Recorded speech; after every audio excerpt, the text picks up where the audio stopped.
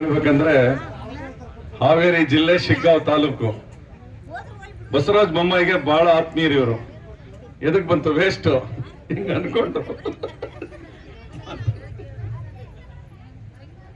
ಇವತ್ತಿನ ದಿವಸ ಈ ಒಂದು ಬೆಂಗಳೂರು ಫ್ರೀಡಂ ಪಾರ್ಕ್ನಲ್ಲಿ ಈ ಒಂದು ಕರ್ನಾಟಕ ರಾಜ್ಯ ಕಟ್ಟಡ ನಿರ್ಮಾಣ ಮತ್ತು ಅಸಂಘಟಿತ ಕಾರ್ಮಿಕರ ಒಕ್ಕೂಟ ಹಾಗೂ ಕನ್ನಡ ಪರ ಹೋರಾಟಗಾರರ ಬೆಂಬಲದೊಂದಿಗೆ ಇವತ್ತಿನ ದಿವಸ ನಮ್ಮ ಕಾರ್ಮಿಕರ ಒಂದು ಬೇಡಿಕೆಗಾಗಿ ಈ ಬೃಹತ್ ಪ್ರತಿಭಟನೆಗೆ ವೇದಿಕೆ ಮೇಲೆ ಆಸೀನರಾಗಿರ್ತಕ್ಕಂಥ ಎಲ್ಲ ಕನ್ನಡ ಪರ ಅಧ್ಯಕ್ಷರೇ ಹಾಗೂ ಮಹಿಳಾ ಅಧ್ಯಕ್ಷರೇ ಹಾಗೂ ನಮ್ಮ ರಾಜ್ಯಾಧ್ಯಕ್ಷರಾಗಿರ್ತಕ್ಕಂಥ ಶ್ರೀನಿವಾಸ್ ಅವರೇ ಮತ್ತು ನಮ್ಮ ಅಧ್ಯಕ್ಷರಾಗಿರ್ತಕ್ಕಂಥ ಬಿ ದೇವರಾಜ್ ಸರ್ ಅವರೇ ಹಾಗೂ ಎಲ್ಲ ಜಿಲ್ಲೆಯ ಅಧ್ಯಕ್ಷರುಗಳೇ, ತಾಲೂಕಾ ಅಧ್ಯಕ್ಷರುಗಳೇ ಹಾಗೂ ಮಹಿಳಾ ಅಧ್ಯಕ್ಷರೇ, ಸರ್ವ ಸದಸ್ಯರೇ ಹಾಗೂ ಎಲ್ಲ ಕಾರ್ಮಿಕ ಬಂಧುಗಳೇ, ಇವತ್ತಿನ ದಿವಸ ನನಗೆ ಎರಡು ಮಾತಾಡಕ್ಕೆ ಅವಕಾಶ ಕೊಟ್ಟಂತ ತಮ್ಮೆಲ್ಲರಿಗೆ ವಂದನೆಗಳು. ಇವತ್ತಿನ ದಿವಸ ಈ ಒಂದು ನಮ್ಮ ಹೋರಾಟ ನಿರಂತರ ನಮ್ಮ ಹಾವೇರಿ ಜಿಲ್ಲೆಯಲ್ಲಿ ಇದೇ ಚಳಿಗಾಲ ಅಧಿವೇಶನದಲ್ಲಿ ನಾವು ನಮ್ಮ ಜಂಟಿ ಸಮಿತಿಯಾಗಿ ನಾವು 20 ಸಂಘದವರು ಸೇರಿ ಬೆಳಗಾವಿ ಅಧಿವೇಶನದಲ್ಲಿ ನಮ್ಮ ಬೇಡಿಕೆಗಳನ್ನ ಕಾರ್ಮಿಕ ಸಚಿವರಿಗೆ, ಮುಖ್ಯಮಂತ್ರಿಯವರಿಗೆ ಮನವಿ ಕೊಟ್ಟು ಹೋರಾಟವನ್ನು ಮಾಡಿದ್ವಿ.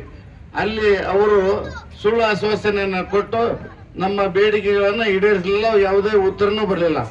ಮತ್ತೆ ನಮ್ಮ ಹಾವೇರಿ ಜಿಲ್ಲಾ ಅಧಿಕಾರಿಗಳ ಜೊತೆಗೆ ನಾವು 3 ದಿವಸ ಅಹೋರಾತ್ರಿ ಧರಣಿಯನ್ನ ಕೂಡ ಜನವರಿ 21ರಂದು 3 ದಿವಸ ಒಂದು ಪ್ರತಿಭಟನೆಯನ್ನ ಮಾಡಿದ್ವಿ. ನಮ್ಮ ಹಾವೇರಿ ಜಿಲ್ಲೆಯಲ್ಲಿ 20 ಸಂಘದ ಎಲ್ಲ ಸಂಘಟನೆ ಪರಗಳು ಮತ್ತು ರೈತ ಪರಗಳು ಎಲ್ಲರೂ ಸೇರಿ ಪ್ರತಿಭಟನೆಯನ್ನ ಮಾಡಿದ್ವಿ. ಆದರೂ ಕೂಡ ನಮಗೆ ಉತ್ತರ ಕೊಡಲಿಲ್ಲ.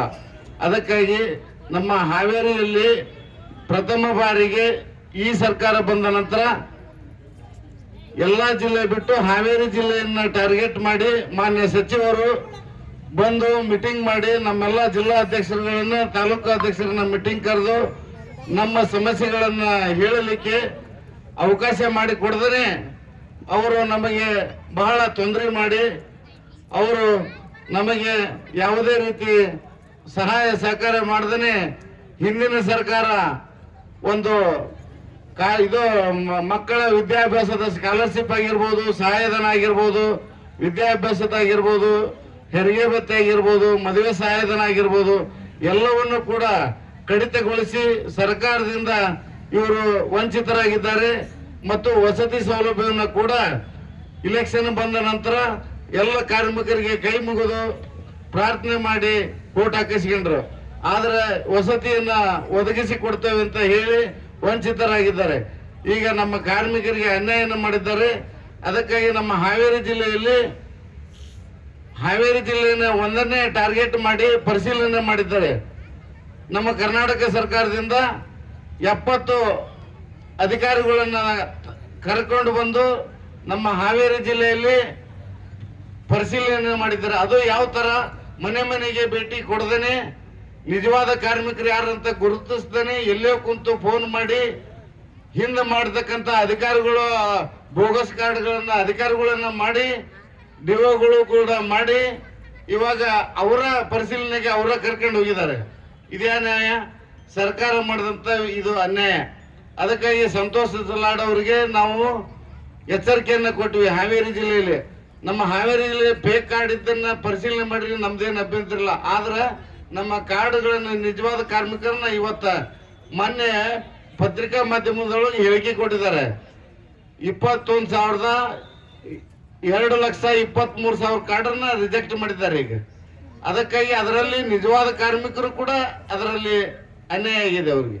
ಅದಕ್ಕಾಗಿ ಇವತ್ತು ಈ ಬೆಂಗಳೂರಿನಲ್ಲಿ ವೇದಿಕೆ ಮುಖಾಂತರ ಸಂತೋಷ್ ಲಾಡ್ ಅವರಿಗೆ ತಿಳಿಪಡಿಸ್ತೇನೆ, ನಮ್ಮ ಹಾವೇರಿ ಜಿಲ್ಲೆಯಲ್ಲಿ ಅನ್ಯಾಯ ಆಗಿರ್ತಕ್ಕಂಥ ಎಲ್ಲ ಸೌಲಭ್ಯಗಳಾಗಿರ್ಬೋದು, ಪ್ರತಿಯೊಂದನ್ನು ಅನ್ಯಾಯ ಆಗಿದ್ದನ್ನ ಸರಿಪಡಿಸಿ ಈ ಒಂದು ಭ್ರಷ್ಟ ಅಧಿಕಾರಿಗಳನ್ನ ತೆಗೆದುಹಾಕಿ ಒಂದು ನಿಷ್ಠಾವಂತ ಅಧಿಕಾರಿಗಳನ್ನ ಹಾಕಿ ನಮ್ಮ ತಂತ್ರಾಂಶವನ್ನ ಕೂಡ ಬಂದ್ ಮಾಡಿದ್ದಾರೆ ಹಾವೇರಿ ಜಿಲ್ಲೆನ. ಅದಕ್ಕಾಗಿ ಲಾಗಿನ್ ಕೂಡ ಬಂದ್ ಮಾಡಿ ಇವತ್ತು ಯಾವುದೇ ರಿನ್ಯೂವಲ್ ಆಗಿರ್ಬೋದು, ಹೊಸದಾಗಿ ಕಾರ್ಡ್ ಮಾಡ್ಲಿಕ್ಕೆ ಆಗಬಹುದು, ಈ ಸಹಾಯಧನದ ಬಗ್ಗೆ ಅಪ್ಲಿಕೇಶನ್ ಹಾಕ್ಲಿಕ್ಕೆ ಎಲ್ಲಾನು ಬಂದ್ ಮಾಡಿ ನಮ್ಮ ಹಾವೇರಿ ಜಿಲ್ಲೆಯನ್ನ ಯಾವುದೇ ಸೌಲಭ್ಯ ಸಿಗಲಾರ್ದಂಗೆ ಮಾಡಿದ್ದಾರೆ. ಅದಕ್ಕಾಗಿ ಇವತ್ತಿನ ವೇದಿಕೆ ಮುಖಾಂತರ ನಾನು ಹೇಳ್ತೇನೆ, ಅದಕ್ಕಾಗಿ ಅವರಿಗೆ ಎಚ್ಚರಿಕೆಯನ್ನು ಕೂಡ ಕೊಡ್ತೀವಿ. ಈ ಒಂದು ನಮ್ಮ ರಾಜ್ಯಾಧ್ಯಕ್ಷರ ಒಂದು ಪ್ರತಿಭಟನೆಗೆ ನಾವು ಸ್ವಇಚ್ಛೆಯಿಂದ ನಮ್ಮ ಹಾವೇರಿ ಜಿಲ್ಲೆ ಮಹಿಳಾ ಸಂಘದವರು ನಮ್ಮ ಜಿಲ್ಲಾ ಕಮಿಟಿಯಿಂದ ಸುಮಾರು 15 ಜನ ಬಂದು ಇವತ್ತಿನ ದಿವಸ ನಾವು ಪ್ರತಿಭಟನೆಗೆ ನಮ್ಮ ರಾಜ್ಯಾಧ್ಯಕ್ಷರಿಗೆ ಬೆಂಬಲವನ್ನು ಕೊಟ್ಟು ಇವತ್ತಿನ ದಿವಸ ನಾವು ಈ ಒಂದು ವೇದಿಕೆ ಮೇಲೆ ನಮಗೆ ಮಾತಾಡಕ್ಕೆ ಅನುಕೂಲ ಮಾಡಿಕೊಟ್ಟಿದ್ದಾರೆ. ಅವರಿಗೆ ಧನ್ಯವಾದಗಳು. ಮತ್ತು ಈ ನಮ್ಮ ಹಾವೇರಿ ಜಿಲ್ಲೆಯಲ್ಲಿ ಶಿಗ್ಗಾಂವ್ ತಾಲೂಕಿನ ನಮ್ಮ ಸಂಘಟನಾ ಕಾರ್ಯದರ್ಶಿಯಾಗಿರ್ತಕ್ಕಂಥ ನಜೀರ್ ಸಾಬ್ ಮಲ್ಲೂರ್ ಅವರು ಇದೇ ಹಿಂದಿನ ತಿಂಗಳಲ್ಲಿ ತೀರ್ಕೊಂಡಿದ್ದಾರೆ. ಅವರಿಗೆ ನಮ್ಮ ರಾಜ್ಯಾಧ್ಯಕ್ಷರು ಅವತ್ತಿನ ದಿವಸ ನನಗೆ ಕರೆ ಮಾಡಿ ಅವರಿಗೆ ಸಾಂತ್ವನ ಹೇಳಿ ಬಂದಿದ್ದೇವೆ. ಅದಕ್ಕಾಗಿ ಇವತ್ತಿನ ದಿವಸ ಇಲ್ಲೇ ವೇದಿಕೆ ಮುಖಾಂತರ ಅವರನ್ನ ಇವತ್ತಿನ ದಿವಸ ನೆನೆದು ನಮ್ಮ ಸಂಘಟನೆಗೆ ಮತ್ತು ನಮ್ಮ ರಾಜ್ಯಾಧ್ಯಕ್ಷರ ಸಂಘಟನೆಗೆ ಬಲಪಡಿಸಿ ನಾವು ಇನ್ನು ಮುಂದೆ ಸರಿಯಾದ ನಮ್ಮ ಬೇಡಿಕೆಗಳನ್ನು ಈಡೇರಿಸದಿದ್ದರೆ ಮುಂದಿನ ದಿನಮಾನಗಳಲ್ಲಿ ಸರ್ಕಾರಕ್ಕೆ ಮುಂದಿನ ಮುಖ್ಯಮಂತ್ರಿಗಳಿಗೆ ಅವ್ರ ಮನೆಗೆ ಕೂಡ ಹಾಗೂ ಅಧಿಕಾರಿಗಳ ಮನೆ ಮುಂದೆ ಧರಣಿಯನ್ನ ಕೂಡುತ್ತಾ ನಮ್ಮ ಬೇಡಿಕೆ ಈಡೇರಲಿವರೆಗೂ ನಾವು ಪ್ರತಿಭಟನೆಯನ್ನು ಮಾಡ್ತೇವೆ ಅಂತ ಹೇಳಿ, ನನಗೆ ನನ್ನ ಹೆಸರು ನಿಂಗಪ್ಪ ಕಮ್ಮಾರ್ ಅಂತೇಳಿ 5,000 ಕಾರ್ಡ್ ಮಾಡಿದ್ದೇವೆ.